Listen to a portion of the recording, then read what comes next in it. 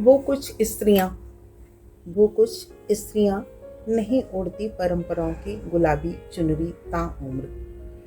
वो कुछ स्त्रियां नहीं ओढ़ती परंपराओं की गुलाबी चुनरी ताउम्र, सहेज कर रखती हैं अपने जीवन का नीलापन। कुछ पाने के लिए नहीं करती कुर्बान अपने वजूद को, किसी सत्ता को बरकरार रखने के लिए बन जाती हैं अपराजिता बन जाती हैं अपराजिता दूसरों के लिए, और जिंदगी की जंग से आगे निकलकर बस पालती हैं ताउम्र अपने सपनों की वंशवेल। बुरी यादों को छिड़कती हैं चिली फ्लेक्स की तरह वर्तमान के पन्नों पे, और जायका लेती हैं जिंदगी को जीने का और जायका लेती हैं जिंदगी को जीने का वो कुछ स्त्रियां जिन्हें हम कहते हैं अपराजिता। अंतर्राष्ट्रीय महिला दिवस की इस पूर्व संध्या पे मैं पूजा खत्री अपने चैनल जीवन के आयाम के माध्यम से आपसे रूबरू हो रही हूँ, और इस मंच के माध्यम से मैं विश्व की सभी सुंदर महिलाओं को बहुत बहुत हार्दिक बधाई और शुभकामनाएं देती हूँ। अब यहाँ पे मैंने एक वर्ड यूज़ किया, खूबसूरत। तो ऐसा नहीं है कि ये वर्ड केवल खूबसूरत महिलाओं के लिए ही इस्तेमाल हुआ है, क्योंकि औरतों की खूबसूरती केवल बाहरी आवरण, बाहरी शारीरिक सौंदर्य तो है ही नहीं। एक औरत अपने आप में अपने इतने सारे अस्तित्व के साथ जुड़ी हुई है कि उसकी सुंदरता तो उस अस्तित्व में ही है। माँ के रूप में, बेटी के रूप में, बहू के रूप में, समाज के विभिन्न क्षेत्रों में काम कर रही महिलाएं अपने अपने अस्तित्व को कायम किए हुए अपनी कार्यशैली से जो खुशबू बिखेर रही हैं, नित्य नए सफलता के आयाम अपने सोपान तय कर रही हैं।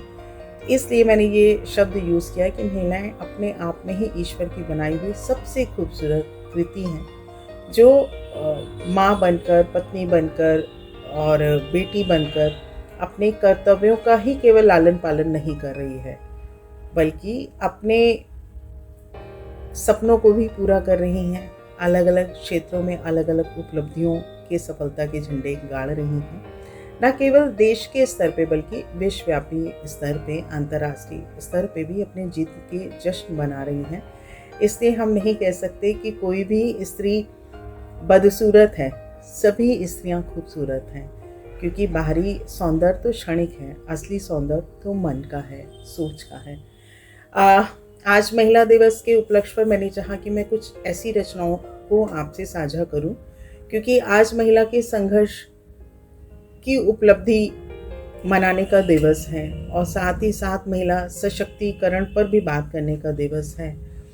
ये एक संकल्प दिवस भी है कि जो महिला सशक्तिकरण को, महिला सुरक्षा को, या महिलाओं की मानसिक उत्पीड़न और जन्म दर से जुड़ी समस्याओं के संशोधन का भी एक संकल्प दिवस है कि आज उन समस्याओं के निदान पर भी बात की जाए और नए रास्ते तय किए जाएं इन समस्याओं से निकलने के लिए। तो इसके लिए न केवल महिलाओं को आगे आना होगा, बल्कि पुरुषों को भी हाथ से हाथ बढ़ाकर एक आम नागरिक को, एक साधारण इंसान होने के नाते हम सभी का कर्तव्य बनता है कि महिलाओं सशक्तिकरण के लिए हम आगे बढ़ें और अपने भरसक प्रयासों से महिलाओं के हौसले को उड़ान भरने के लिए खुला आसमान उपलब्ध कराएं, क्योंकि महिला तो अपने आप में ही एक खुला चैलेंज है जो घर, परिवार, समाज, राष्ट्र सभी को चलाने की एक भूमिका निर्धारित करती है। और महिला के ये रूप हमें अलग अलग अपने ही देश में प्रधानमंत्री, मुख्यमंत्री और स्पीकर या आर्मी, पायलट, नेवी, कौन सा ऐसा क्षेत्र छूता है जिसमें आज महिलाओं ने अपने सफलता के झंडे ना गाड़े हों। तो चलिए आज समर्पित करती हूँ आज की कुछ रचनाएं जो कि स्त्री मन की गुत्थियों से ली गई हैं, और स्त्री मन के विभिन्न विचारों को उद्गार के रूप में प्रस्तुत करने की कोशिश करूँगी।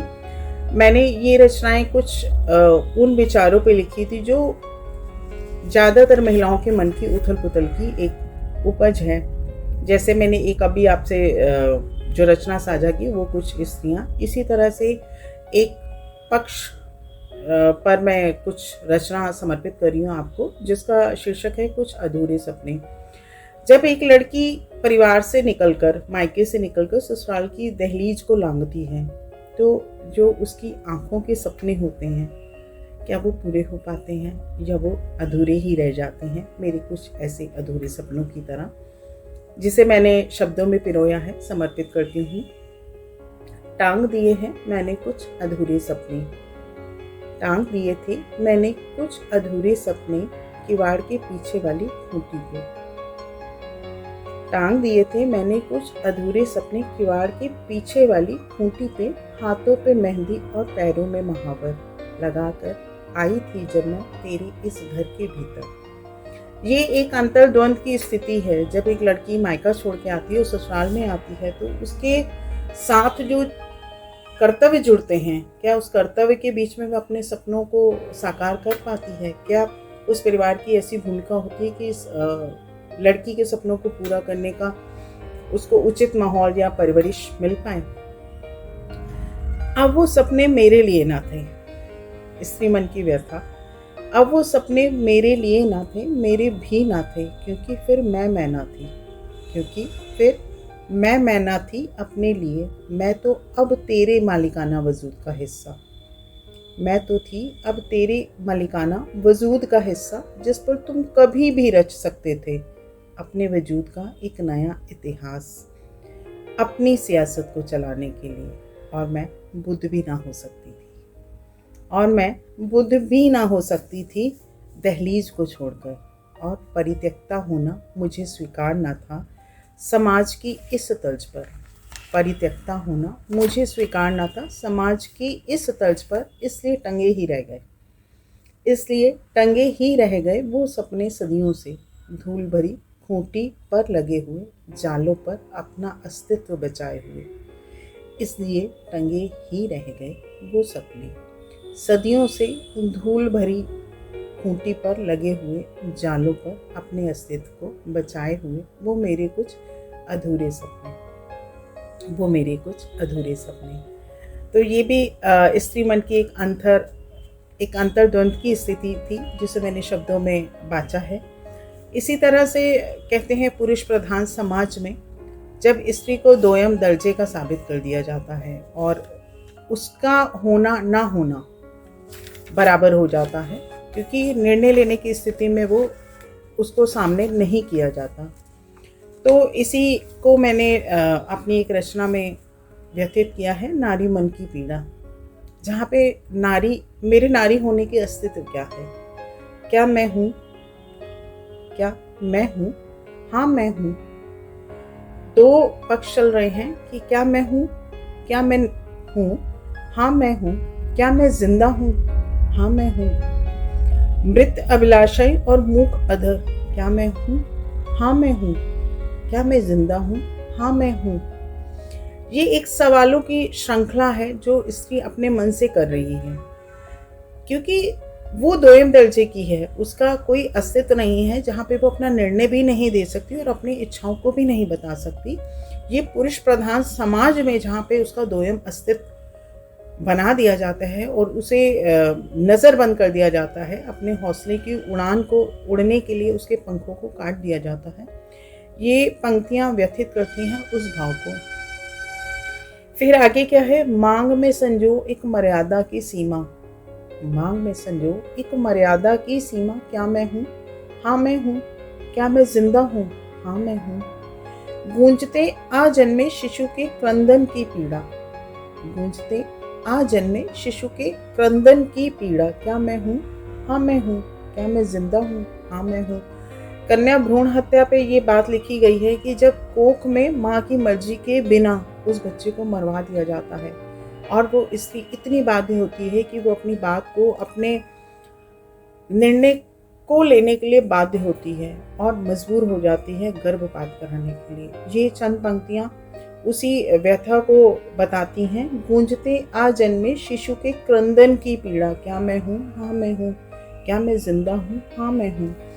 मांग में संजो एक मर्यादा की सीमा, पत्नी बनने के बाद जो मेरे सपने हैं वो कहाँ चले जाते हैं? क्या मैं हूँ? हाँ मैं हूँ। क्या मैं जिंदा हूँ, हाँ मैं हूँ। फिर कहते हैं कुतर नारी मन के स्वाभिमान के पंख, कुतर नारी मन के स्वाभिमान के पंख। क्या मैं हूँ? क्या मैं हूँ? हाँ मैं हूँ। क्या मैं जिंदा हूँ? हाँ मैं हूँ। जिंदगी के कसौटी पे खुद को देते कई विकल्प। अब मेरे पास कोई चारा नहीं है, कोई आसरा नहीं है। शादी के बाद मायका लड़की के लिए पराया हो जाता है और ससुराल पत्नी के लिए एक छत जहाँ पे उसके सपनों की उड़ान के लिए शायद जगह नहीं है। वहाँ पे ज़िंदगी की कसौटी पे खुद को देते कई विकल्प। क्या मैं हूँ? हाँ मैं हूँ। क्या मैं ज़िंदा हूँ? हाँ मैं हूँ। क्या मैं हूँ? हाँ मैं हूँ। ये नारी मन की पीड़ा को मैंने व्यथित किया था अपनी इस रचना में।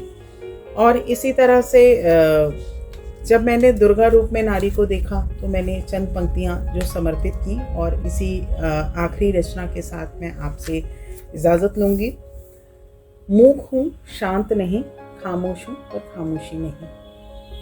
मूक हूँ, शांत नहीं, खामोश हूँ पर खामोशी नहीं। चित्कार हूँ, एक चिंगार हूँ, हर पल बहती धार हूँ। शून्य हूँ, दहाई नहीं, जोड़ हूँ, भाग नहीं। जीवन का सत्य हूँ, झूठ का अहंकार नहीं। दुर्गा का अवतार हूँ, दुर्गा का अवतार हूँ, सरस्वती का नाद हूँ। जननी हूँ, मैं रचयिता हूँ, जननी हूँ, मैं रचयिता हूँ, खुद ही अपना श्रृंगार है। विधाता हूँ इस जग की, कोख से जन्मा ये संसार है। गौरव हूँ, गाथा हूँ, महिषासुर का संहार हूँ। मुझसे ही है ये जीवन, मुझसे ही है ये जीवन, जीवन का मैं आधार हूँ। हाँ मैं स्त्री हूँ, हाँ मैं स्त्री हूँ। माँ हूँ, जननी हूँ, संहार हूँ, चित्कार हूँ। मूक हूँ पर शांत नहीं, खामोशी हूँ, खामोश हूँ पर खामोशी नहीं। मूक हूँ, शांत नहीं, खामोश हूँ पर खामोशी नहीं। जब मैं स्त्री हूँ, ये दुर्गा रूप का एक अवतार है जिसे मैंने शब्दों में पिरोया था। और इन्हीं रचनाओं के साथ आज अंतर्राष्ट्रीय महिला दिवस की एक बार पुनः आपको बहुत बहुत बधाई देती हूँ, शुभकामनाएं देती हूँ। कल का ये दिन हमारे संघर्ष को वर्णित करने का दिन है, और मैं उन उपलब्धियों की सराहना करती हूँ जो अलग अलग क्षेत्रों में महिलाओं ने अर्जित की है। और इसी के साथ आपसे इजाज़त लेती हूँ। कुछ इसी तरह की रचनाओं से जुड़े रहने के लिए या मेरे विचारों से जुड़े रहने के लिए आपको सब्सक्राइब करना है मेरे चैनल को, जिसका नाम है जीवन के आयाम।